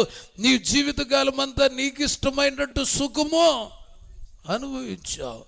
దేవుడు వాక్యం విన్నాక నువ్వు ఎంత గొప్పోడువైనా నీ ఇష్ట ప్రకారం బతికేవా, నీ ప్లేస్ మారిపోతాయి. దేవుడికి స్తోత్రాలు. వాక్యం విన్న తర్వాతకి నీ ఇష్టం కుదరదా? బైబిల్ ఏది చెప్తుందో అదే నువ్వు చేయాలి. నీ ఇష్టాలు పనిచేయవు. ఇంకక్కడ అతను నరకానికి పోవడానికి కారణం ఏంటంటే నమ్ముకోకముందు అతని ఇష్టమే, నమ్ముకున్నాక కూడా అతని ఇష్ట ప్రకారం నడిచడిగా దేవుడు చెప్పినట్టు. ఈరోజు సమాజం ఎలా ఉందంటే వినకముందు వాళ్ళ ఇష్టమే, విన్న తర్వాత కూడా వాళ్ళ ఇష్టమే. ఒకసారి మిమ్మల్ని చెక్ చేసి చూస్తాను. దేవుడు 7 దినాలు చేశాడు కదా, మంచి అన్నాడా చెడ్డ అన్నాడా? మంచి అన్నలు చేయొద్దండి, మంచి అన్నాలు చాలా మంచిది. మరి మంగళవారం మీ అమ్మాయిని ఎందుకు పంపనంటున్నావు నువ్వు? మంచి అని చేయొద్దావు కదా. శుక్రవారం ఎందుకు పంపనంటున్నావు? మళ్ళీ ఏం చేసావు? వాటిని మళ్ళీ చెడ్డ చేసావు. అయ్యే బయటికి రావాలి. దేవుడికి స్తోత్రాలు. ఆ కట్లలోంచి ఏం చేయాలి? బయటికి రావాలి. చెయ్యి మాత్రం ఎత్తావు, కానీ మంగళవారం పాటిస్తావు, శుక్రవారం పాటిస్తావు. చెయ్యి మాత్రం ఈ పార్టీకి, సపోర్ట్ మాత్రం ఆ పార్టీకి అన్నట్టు ఉంటుంది. దేవుడికి స్తోత్రాలు.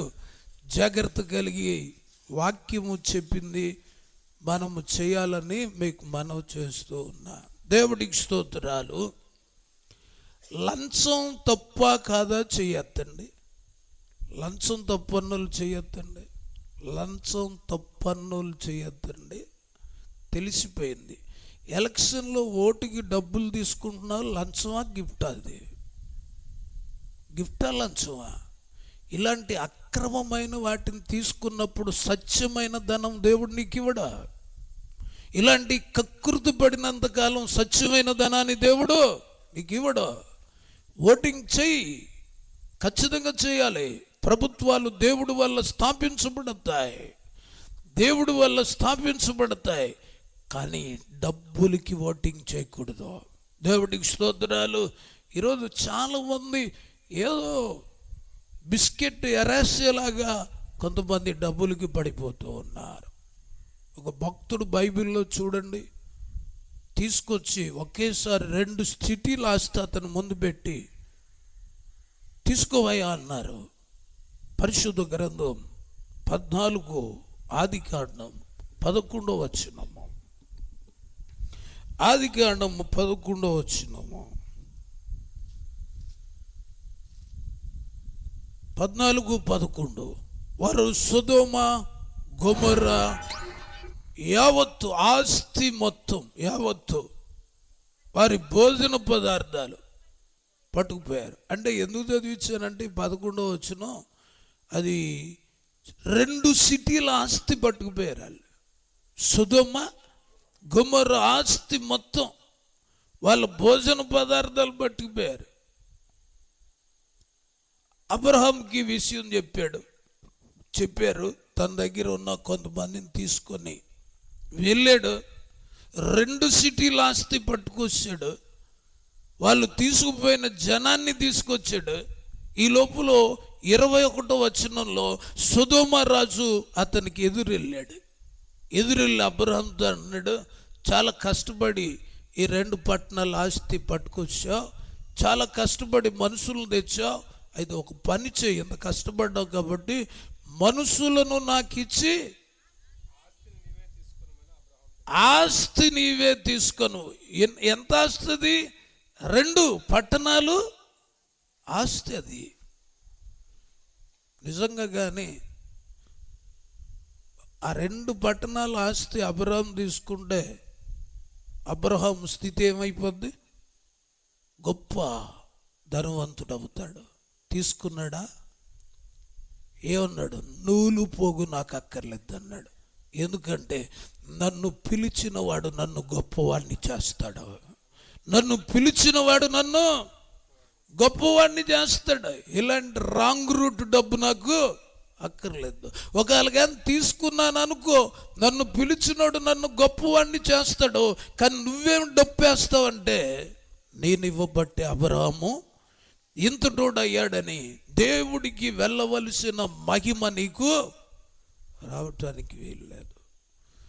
అది రిజెక్ట్ చేశాడు. కాబట్టి ప్రపంచంలో ఈరోజు అబ్రహాము ఆస్తి వాళ్ళు లెక్కలు కడితేనంట ఇప్పుడు ఉన్న అంబానీ ఆస్తి కన్నా 5 రెట్లు ఎక్కువ అంట.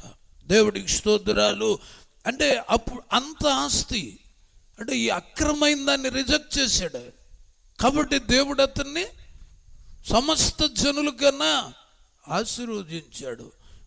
డబ్బులకు కక్కుర్తుపడి, ఏదో లంచానికి కక్కుర్తుపడిపోయి, ఏదన్నా అబద్ధం ఆడి డబ్బులు వస్తాయంటే అబద్ధం ఆడేసి ఇలాంటివన్నీ చేస్తే నిన్ను ఎలా ఇచ్చిస్తాడు? దేవుడికి స్తోత్రాలు. ఖచ్చితంగా ఉండాలి. మనం నమ్ముకున్న దేవుడు ఖచ్చితమైన దేవుడు. ఖచ్చితంగా ఉన్నవాడిని దేవుడు ఆశీర్వదిస్తాడని నీకు మనవి చేస్తూ ఉన్నాను. దేవుడికి స్తోత్రాలు. దేవుడు ప్రతి వస్తువుని దాని పని నిమిత్తం కలుగు చేశాడు. ఆకాశాన్ని పని నిమిత్తం, భూమిని పని నిమిత్తం, సముద్రాలు పని నిమిత్తం, గాలి పని నిమిత్తం, నీరు పని నిమిత్తం. దేవుడు సృజించిన ఎన్నున్నా కూడా పని లేకుండా దేన్ని చేయలేదంట. ప్రతిదీ దేనికి చేశాడు? ఉపయోగించుకోవడానికే చేశాడు. ఆకాశం దాని పని అది చేస్తుంది, భూమి దాని పని అది చేస్తుంది, గాలి దాని పని అది చేస్తుంది. అయితే దేవుడు సృజించిన అన్నీ కూడా ఈ రోజు వరకు ఆయన చెప్పిన పని వణుకుతూ చేస్తున్నాయి. కానీ దేవుడు సృజించిన వాటిలో దేవుడు పనిని చెయ్యని వాడు ఎవరన్నా ఉన్నాడు అంటే భయం లేకన్నా మానవుడే ఉన్నాడు. దేవుడికి స్తోత్రాలు. ఆకాశం ఆయన మాటకు వణుకుతుంది, భూమి ఆయన మాటకు వణుకుతుంది. ఆయన సృజించిన అన్ని కూడా ఆయన పని ఈ రోజుకొచ్చి ఖచ్చితంగా చేస్తున్నాయి. కానీ ఆయన సృజించిన మానవుడు ఆయన పని చెయ్యట్లే. ఎందుకంటే మనకు కొంచెం గారం పెట్టాడు ఆయన. గారం. ఎందుకంటే ఆయన అన్నీ సృజించి కుక్కకు కుక్క ముఖం పెట్టాడు, ఏనుగు ముఖం పెట్టాడు. మనకు కూడా ఆ ముఖం పెట్టేస్తే ఇప్పుడు మన ముఖాలు మనమే చూసుకోలేము. కాబట్టి మనకెవరు ముఖం పెట్టాడు? అదే గారం. ఆ గారం పెట్టబట్టే చాలామంది ఆయన పని చేయట్లేదు. గుర్తుపెట్టుకోనండి. నేను చెప్పేసి ముగిస్తాను. అసలు ఎందుకు పుట్టించాడు? నిన్నే పని మీద పుట్టించాడు. ఆకాశం దాన్ని పని చేస్తుంది, భూమి దాన్ని పని చేస్తుంది. అసలు నిన్నెందుకు పుట్టించాడు? నిన్ను పుట్టించిన ఒకే ఒక కారణం. ఇప్పుడు ప్రజెంట్ ఏంటి అంటే నశించిన దానిని వెతికి రక్షించడమే నీ పని. దేవుడికి స్తోత్రాలు. ఏం చేయాలి ఇప్పుడు? నీ పని ఏంటి? ఆయన చేసిన పనే నువ్వు చేయాలి. సమరయ స్త్రీ, ఆమె ఎందుకు పుట్టించాడో తెలియనప్పుడు తప్పుడు పనిలో తిరిగింది. ఎప్పుడైతే ప్రభువు మాట్లాడాడో, ఆమెను ఎందుకు పుట్టించాడో ఆమెకు తెలిసిపోయింది. తెలిసిపోయిన తర్వాత ఇంకో పని చేసింది. ఆవిడ ఏం చేసింది? యేసయ్య చేసిన పనే ఆమె చేసింది. కాబట్టి ఈ టీము ఆ రక్షించబడబట్టి అదే పని. ఇంకా అందరూ రక్షించబడాలి, అందరూ రక్షించబడాలి, మారు మనసు పొందాలి, దేవుడి రాజ్యం చేరాలి అనేటటువంటి పట్టుదల కొంతమందికి అలాగ ప్రేరేపణ చేస్తూ ఉంటాడు. దేవుడికి స్తోత్రాలు. ఇప్పుడు మనల్ని ఎందుకు పుట్టించాడు యేసయ్య? నశించిన దానిని వెదకి రక్షించడానికి. ఈరోజు కొంతమందిని నశించిపోతున్న వాళ్ళు ఎదిగి రక్షిస్తే ఈ రక్షించబడిన వాళ్ళు నశించిపోయి ఎదుక్కుపోతున్నారు. దేవుడికి స్తోత్రాలు. ఆయన అక్కడి నుంచి బయటికి లాక్కొస్తే వీళ్ళు మళ్ళా అక్కడికి వెళ్ళిపోతుంది సమాజం. ఈరోజు యెహోవా ఉత్తముడని ఈరోజు రుచి చూసే వాళ్ళు లేరు, వాసన చూస్తున్నారు. రుచి చూసే వాళ్ళు లేరు, ఏం చూస్తున్నారు? వాసన. పాస్టర్ గారు, వాసన అంటే ఏంటి, రుచి అంటే ఏంటి అది కూడా చెప్తారా? వాక్యం వినేవాళ్ళు వాసన చూసినట్టు, మారిపోయే వాళ్ళు రుచి చూసినట్టు. దేవుడికి స్తోత్రాలు. వినేవారు వాసన చూడడమే, మారేవాడే రుచి చూసినట్టు. మారిన పౌలు అంటున్నాడు, ఈ రుచి దగ్గర లోకములో రుచులన్నీ పెంట అన్నాడు. ఏమన్నాడు? ఈ రుచి దగ్గర లోకములో శరీరాశ పెంట, నేత్రాశ పెంట, జీవపు డంబాలు పెంట. ఈ రుచి దగ్గర ఇవన్నీ పెంటలాగా ఉన్నాయి అన్నాడు. ఇప్పుడు చాలామందికి సెంట్లాగా ఉన్నాయి. ఎందుకంటే రుచి చూడలేదు, రుచి చూడలేదు. ఈ రుచి చూసిన వాడికి వాటి మీద ఉండదు అసలు. కాబట్టి మనము రుచి చూడాలి. చివరి మాట, వచ్చుచున్నవాడవు ఆలస్యము చేయక త్వరగా వస్తున్నాడు. ఆ వస్తున్నాడు కాబట్టి కూటాలు దానికి సిద్ధపరచాలి. ఎవరో ఒకరి ద్వారా సిద్ధపరచాలి. ఒక కార్యక్రమం జరగాలంటే ఒక వ్యక్తి అయినా ఉండాలి, ఒక టీం అయినా ఉండాలి. దేవుడికి స్తోత్రాలు. వ్యక్తి టీము లేకపోతే ఆ కార్యక్రమం జరిగేది ఉండదు. కాబట్టి ఒక్కొక్కసారి మీరు సువార్తను ప్రకటిస్తూ ఉన్నప్పుడు కూడా మీకు కూడా కొన్ని రకాలు చాలామంది అనుకుంటూ ఉంటారు, ఎందుకు ఇలా చేస్తున్నారు, వీళ్ళకి ఏమైనా వస్తుందా అనేటటువంటి మైండ్ సెట్ ఉన్న వాళ్ళు కూడా ఉంటారు. ఎవరేమనుకున్నా మనకు అనవసరం. మనము చేసే కార్యక్రమం నిజంగా ప్రజల్ని రక్షించేదైతే ఖచ్చితంగా ఆయన ఫుల్ సపోర్ట్ ఉంటుంది.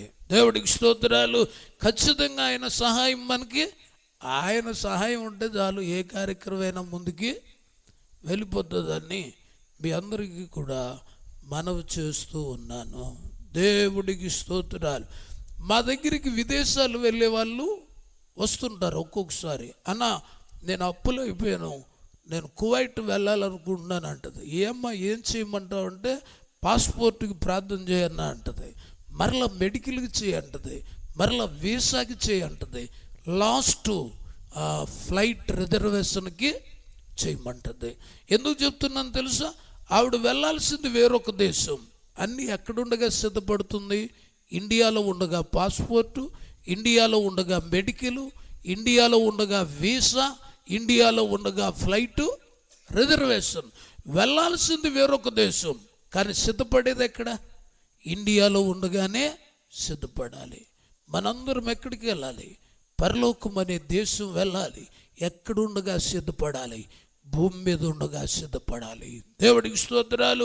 విదేశాలు వెళ్ళే వ్యక్తి ఇండియాలో ఎలాగ సిద్ధపడుతుందో, పరలోకం వెళ్ళే వ్యక్తి భూలోకములో నువ్వు ఏ చర్చికి వెళుతున్నావో ఆ చర్చిలోనే సిద్ధపడాలి. దేవుడికి స్తోత్రాలు. ఏంటా సిద్ధపాటు? విదేశాలు వెళ్ళాలంటే పాస్పోర్ట్ కావాలి.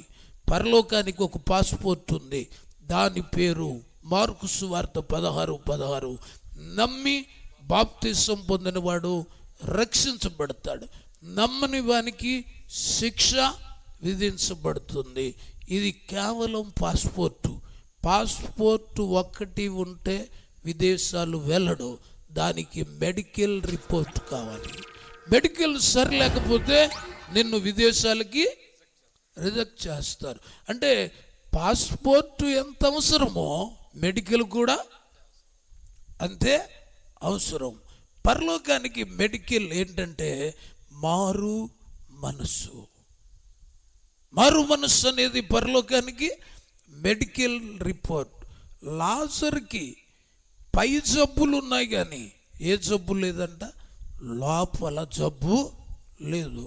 ధనవంతుడికి పై జబ్బు లేదంట, ఏ జబ్బు ఉంది? అడిగి హృదయానికి ఘోరమైన పాపం ఉంది. విదేశాలు వెళ్ళేవాడికి శరీరానికి జబ్బులు ఉంటారు అనవరా, పరలోకం వెళ్ళేవాడికి లోపల జబ్బులు ఉంటారు అనవరా. దేవుడికి స్తోత్రాలు. విదేశాలు వెళ్ళేవాడికి పై జబ్బు ఉండకూడదా? పరలోకం వెళ్ళేవాడికి లోపల పాపం అనే జబ్బు ఉండకూడదు. పై జబ్బు ఉన్నోళ్ళని అక్కడ రిజెక్ట్ చేస్తాడు, లోపల జబ్బు ఉన్నోడిని పరలోకం రాకుండా చేస్తాడు. ఈరోజు చాలామంది పై జబ్బులు తెగ హాస్పిటల్ తిరిగి బాగు చేసుకుంటున్నారు, కానీ లోపల జబ్బులు పట్టించుకోవట్లా. ధనవంతులు లోపల పట్టించుకోవాలా, అందుకని ఎక్కడికి పోయాడు? పాతాళానికి వెళ్ళాడు.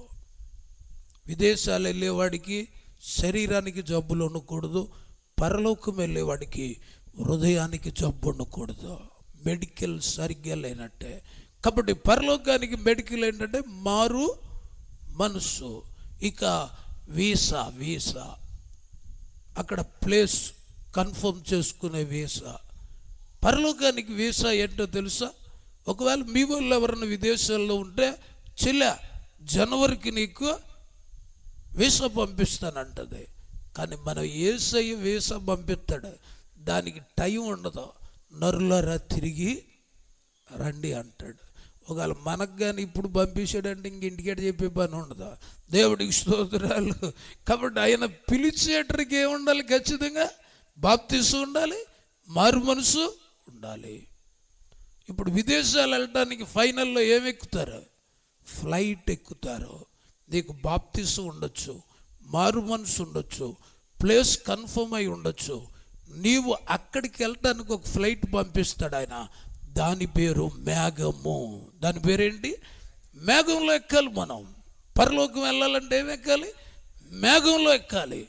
మేఘంలో ఎక్కాలంటే ఎయిర్పోర్ట్లో ఎన్ని చూపించాలి? బాప్తిసం, మారు మనసు, అక్కడ ప్లేస్ కన్ఫర్మ్ అయింది.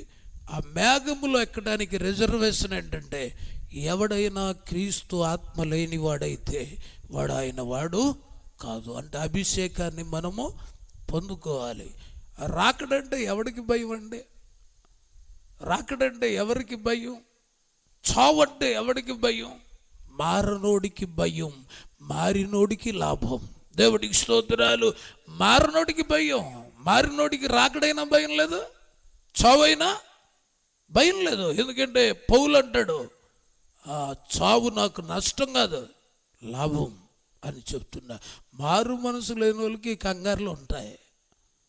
మారు మనసు లేకపోతే ఏదైనా ప్రమాదమే. అందుకని ఈ యొక్క సువార్త కూడికలో మనల్ని దేవుడు ఎందుకు పుట్టించాడంటే నశించిన దానిని వెదకి రక్షించడానికి పుట్టించాడు. ఒక రాజకీయ నాయకుడి దగ్గరికి ఎప్పుడైనా మీరు సింగిల్గా వెళ్ళండి, విలువ ఇవ్వడా? ఇస్తాడా? ఒక్కడెళ్తే విలువ ఇస్తాడా? అదే 100 మంది తీసుకెళ్ళి ఏం చేస్తాడు? కుర్చీ వేస్తాడు, ట్రీ ఇస్తాడు, డ్రింక్ ఇస్తాడు. ఎందుకని వెనకాల ఉన్న 100 మంది చూస్తాడు. పరలోకానికి కూడా సింగిల్గా వెళితే విలువ ఉండదు, ఒక గుంపును లాక్కెళ్ళిపోవాలి. దేవుడికి స్తోత్రాలు. పరలోకానికి కూడా సింగిల్గా వెళ్తే విలువ ఉండదు, ఒక గుంపుని తీసుకెళ్ళిపోవాలి. ఆడవాళ్ళకి చెప్తున్నాను, మీరు ఎక్కువ డాక్రా గుంపులు తీసుకెళ్ళిపోతున్నారు కానీ అక్కడ తీసుకురావట్లేదు. కాబట్టి మీ మైండ్ కూడా అక్కడికి నడిపించాలి. ప్రతి వ్యక్తి కూడా, నేను ఒకరోజు వాక్యం చెప్తున్నాను, ఒక పాపి భూమి మీద మారు మనసు పొందితే పరలోకముల దూతలతో దేవుడు సంతోషిస్తాడు అని చెప్తున్నప్పుడు అదే టైపులో యేసయ్య ఇంకొక విషయం చెప్పమన్నాడు.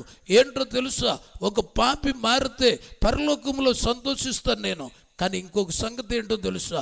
ఆ పాపిని మార్చిన వాడి కొరకు మరింత సంతోషిస్తానని చెప్పమన్నాడు. ఒకడు మారాలంటే ఏం చేయాలి?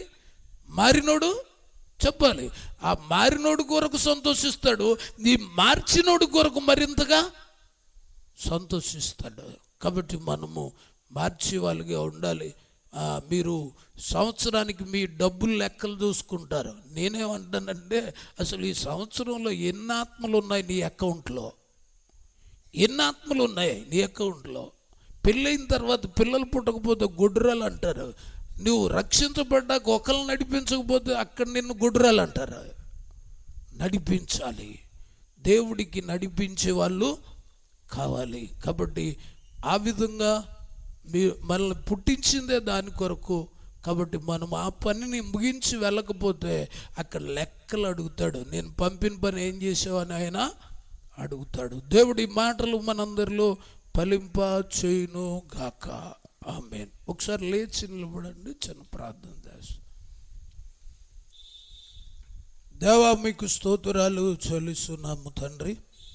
నీ సేవకులు మోజెస్ గారిని నాయన, వారిని ఒక సువార్థికుడిగా అనేక మందికి తాను విశ్వాస అయినప్పటికీ నీ మాటలు వినిపించాలని ఒక టీముగా ఈ బిడ్డలు ఏర్పడి మరి ప్రతి నెల ఈ కార్యక్రమాలు చేస్తున్నారు. దేవా, అనేక ప్రజలు ఆ వచ్చే సేవకుల్లోంచి మీరు మాట్లాడుతూ ఉన్నారు నాయన. ఈరోజు మరి నన్ను కూడా మీరు ఈ స్థలానికి నడిపించారు. అసలు మమ్మల్ని ఎందుకు పుట్టించారు, పని లేకన్నా పుట్టించలేదు అనేది మీరు తెలియచేశారు. సమరయ స్త్రీ మారిన తర్వాత నశించిన ఆ ప్రజలందరినీ నీ దగ్గరికి నడిపించింది. అలాగే ప్రతి ఒక్కరు మారిన వాళ్ళు నీ దగ్గరకు నడిపించే వారిగా అందరినీ మీరు ప్రేరేపించండి, మీరు సిద్ధపరచమని ప్రార్థన చేస్తున్నా. నీ దగ్గరికి రావాలంటే హృదయము అనేది జాగ్రత్తగా చూసుకోవాలి అని మీరు మాకు హెచ్చరిక చేశారు. దేవా, నీకు స్తోత్రాలు చెల్లిస్తున్నా. ఇక్కడికి వచ్చిన వారు వారి కుటుంబాలను దీవించి ఆశీర్వదించండి. వాళ్ళ అవసరతలు ఏమున్నా కూడా మీ ఐశ్వర్యంలో మహిమలో తీర్చండి. ఈ సభల ద్వారా నాయన ఎంతమంది ఈ శబ్దం వింటున్నారో, ఇళ్లల్లోంచి కూడా వింటున్నారో నాయన, మీరు వారిని కూడా ఆకర్షించుకోనండి. రక్షణ లేకపోతే సిద్ధపరచండి, మారు మనసు లేకపోతే సిద్ధపరచండి, పరిశుద్ధాత్మ అభిషేకం లేకపోతే సిద్ధపరచండి. దేవ, వినుట ద్వారానే విశ్వాసం కలుగుతుందని చెప్పారు. కాబట్టి విన్నవారందరిలో కూడా విశ్వాసాన్ని వృద్ధి చేయండి. దాని ద్వారా వారి కార్యాలు మీరు జరిగించమని ప్రార్థిస్తున్నా. ఒక్కొక్కరు సైనికుల్లాగా పనిచేయాలి, సైనికుల్లాగా పనిచేయాలి. అనేక మందిని నడిపించే వారిగా నాయన మీరు చేయండి. ఈ నడిపిస్తున్న టీము అంతటికి ఏక మనసు, ఏకాత్మ దయచేయండి. వారికి ఎక్కడ సాతానుడు ఈ కార్యాలు పెండింగ్ చేయాలని ప్రయత్నిస్తాడు, ఆపాలని.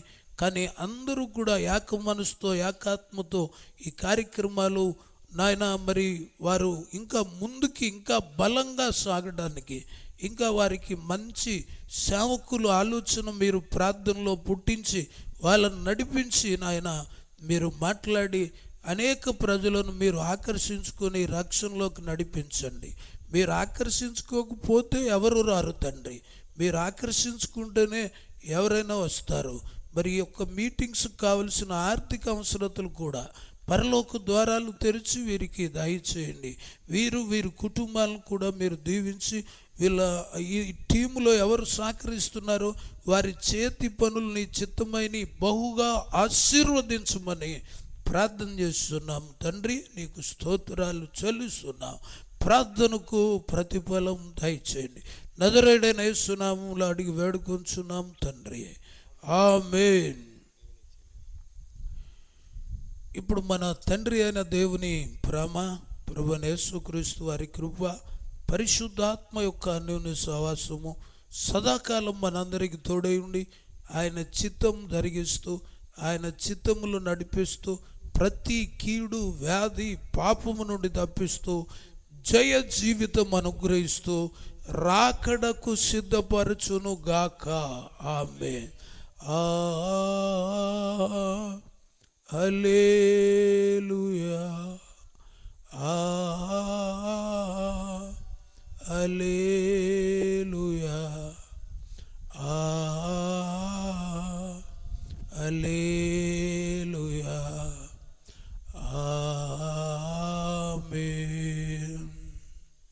యేసు రక్తమే జయం, ప్రభేసు రక్తమే జయం. ప్రభేసు నామానికి సంపూర్ణ విజయం కలుగును గాక. ఆమేన్. మీ అందరికీ వందనాలు.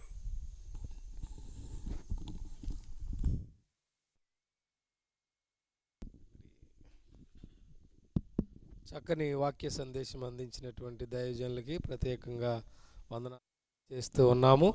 మరి మంచి మాటలు, దేవుని యొక్క మాటలు మనకి తెలియచేసిన వారుగా ఉన్నారు. మరి వారిలో ఉన్నటువంటి ఆలోచన విధానంలో దేవుడు మంచిగా మనకి మంచి మాటలు తెలియచేశారు. దాన్ని బట్టి మనము ఏం చెందాలంటే మార్పు చెందాలి. మనలో ఏదైతే దేవునికి వ్యతిరేకమైనటువంటి కార్యాలు ఉన్నాయో, మనము పరలోక రాజ్యానికి చేరడానికి ఏదైతే ఆటంకంగా మనకు ఉన్నాయో వాటిని మనం తీసివేసుకుని ప్రభు రాజ్యం కొరకు మనము మరి పనిచేస్తూ మనతో పాటు అనేక మందిని తీసుకువెళ్ళడానికి మనము సిద్ధపాటు కలిగిన వారముగా ఉండాలని, మరి దేవుడు సృష్టించినటువంటి సృష్టి అంతా దేవుడు చెప్పినట్లుగా జరిగిస్తూ ఉంది. కానీ మానవుడు మాత్రమే దేవుడు చెప్పినట్లుగా చేయట్లేదు. చేత మనము దేవుని చెప్పినట్లుగా చేస్తూ ఆయన రాజ్య వారసులుగా ఉండాలనేది ఆయన కోరిక గనక, ఆయన కోరికను తీర్చడానికి కావలసినటువంటి విషయాలను మనం జ్ఞాపకం చేసుకుంటూ ముందు కొనసాగుదాం. దేవుడికి మహిమ కలుగును గాక. ఆమెన్. మరి ఈ నెలలో పాంప్లెట్లు వేయడానికి మరి దగ్గుమెల్లి వంశీ వారి కుటుంబం తరపున పాంప్లెట్లకు సిద్ధపరిచిన వారై ఉన్నారు. అందును బట్టి వారిని దేవుడు దీవించాలని కోరుకుంటున్నాం. అలాగే ప్రియులారా, మరి మీరందరూ కూడా మీ అనుదిన ప్రార్థనలో జ్ఞాపకం చేసుకోనండి. మరి ఈ యొక్క మీటింగులు జయకరంగా జరగాలని, అలాగే మరి అయ్యగారు చెప్పినట్లుగా దేవుని యొక్క రాజ్య వారసులుగా వెళ్ళాలంటే ఒక్కొక్కళ్ళు వెళ్ళటం కాదు, సమూహంగా వెళ్ళాలని అంటున్నారు. మరి వాక్యానికి మీరు వచ్చేటప్పుడు మీతో పాటు ఇంకా కొంతమందిని తీసుకురావడం కూడా తెలియచేసుకోండి. ఏంటంటే చక్కని వాక్య సందేశాలు అందించడానికి మేము మంచి మంచి సేవకులైన వారిని మేము తీసుకొస్తూ ఉన్నాం. అంచేత మీరు ప్రతీ నెల మొదటి ఆదివారం జరిగేటటువంటి మీటింగ్లో మీ ఇరుగు పొరుగు వారితో మరి చెప్పి తీసుకుని వస్తే ఇంకా మంచిగా ఉంటుందని మీకు తెలియచేస్తూ ఉన్నాను. ప్రతి ఒక్కరు కూడా మర్చిపోవద్దు. ఆ రీతిగా ప్రార్థనాపూర్వకంగా సిద్ధపడి రండి. అలాగే మీ అనుదిన ప్రార్థనలో మేము చేస్తున్న పరిచర్య కొరకు మీరు జ్ఞాపకం చేసుకోవాలని మీకు మనవి చేస్తూ ఉన్నాను. ప్రభు ఈ మాటలు దీవించి ఆశీర్వదించును గాక. ఆమెన్. అందరికీ వందనాలమ్మ. పలహారం